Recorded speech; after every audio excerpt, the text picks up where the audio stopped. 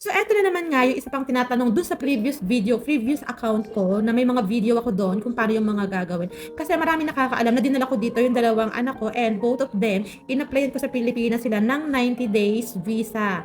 Yes po, nag-apply po ako sa kanila ng 90 days visa and bawat isa sa kanila, hindi pareho yung pag-a-apply ko. Okay, magsisimula ako sa akin from my side ha.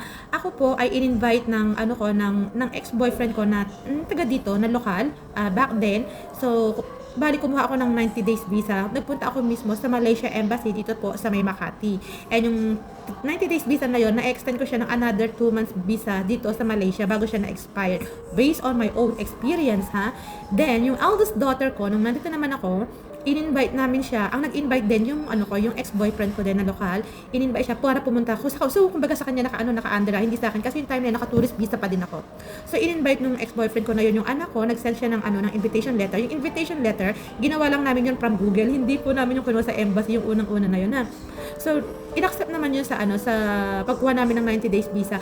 Yung time na yan, hindi pwedeng kumuha ng 90 days visa sa Malaysia Embassy. Dito kami pinapunta sa may Magallanes, sa may Eco Building Plaza. Doon para silang may mga agency doon na sila yung magpa-process. Ang mahal ng single bill, lahat ang mahal doon. Almost 4,000 yung application mo ng visa, okay?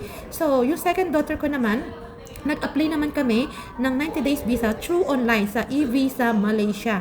E-Visa Malaysia. Through online naman kami nag-apply and then 2 to 3 days lang na-approve na yung sa kanya.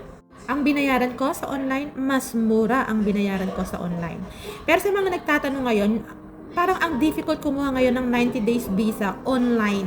So sa mga may gusto mag-apply ng 90 days visa, ang suggest ko po sa inyo is magdiretso na po kayo sa Malaysia Embassy sa Makati. Ano yung kailangan? Siyempre, invitation letter po nung nag-i-invite po dun sa inyo. Tapos, passport copy po ninyo and then IC copy nung nag-i-invite sa inyo or passport copy ng relatives ninyo na nag-i-invite po sa inyo. Then, yun nga pong ticket, plane ticket na two-way. And then, ano pa nga ba?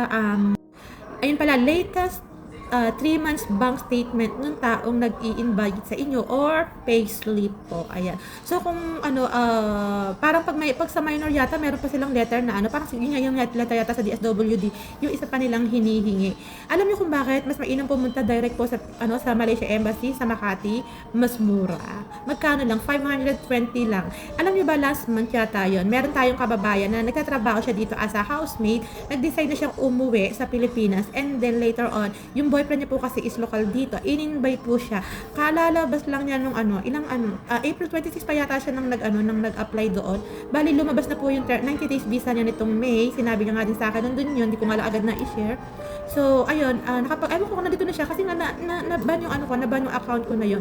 So, yun yung advice ko sa inyo. Sa pag may gusto kayong i-invite na relatives niyo, gusto niyo kumuha ng 90 days visa, dumiretso na po kayo sa Malaysia Embassy.